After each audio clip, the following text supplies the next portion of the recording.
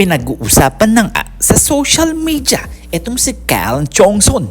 Well, alam naman natin na pinagkakaguluhan nga ito sa social media dahil marami na nga naglabas na balita na si Chongson nga daw hindi daw pumirma sa kanyang team na Rain or Shine.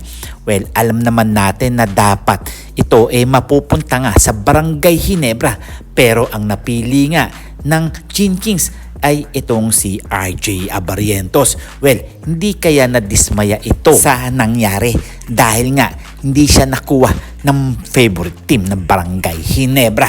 Well, alam naman natin na si Kyle Chongson marami ng experience at malaki ang maitutulong nito kung sakasakaling pumirma nga ito sa Rain or Shine. Well, alam naman natin na ang Rain or Shine independent team ito. At alam din natin sa ABL malalaki at malalakas ang nakakalaban ni Kyle Chongson. Kaya kailangan ng serbisyo nito ng Rain or Shine. Well, sa kasamaang palad nga lang hindi nga siya pumirma dahil alam naman natin na gustong-gusto nga daw neto na maglaro sa Barangay Ginebra dahil nga sa hindi siya pumirma sa Rain or Shine pagkakaguluhan nga ito ng mga team sa PBA. Well, mahirap ngang isipin na talagang mga star player gusto talaga maglaro sa Barangay Ginebra. Well, kayo, ano ba talaga ang kayang maitulong nito ni Kyle Chongson? Meron labas ito, meron loob. All the way nga ito na player dahil alam naman natin na naglaro nga ito sa labas ng bansa at syempre sa atin strong group. Well, alam naman natin ang strong group wala pang talo dahil isa dyan ang nagpapahirap ay si Kyle Chongson. Well, Yeng Giao, ano kaya ang masasabi dito? Well, nadidismaya nga ito sa mga nangyayari.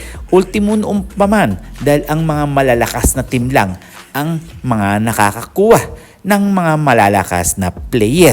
Well, syempre, gusto kong marinig ang inyong mga opinion. Si Kyle Chongson kaya papasok at mag-fit sa serbisyo o sa triangle offense ni Coach Tim Cone?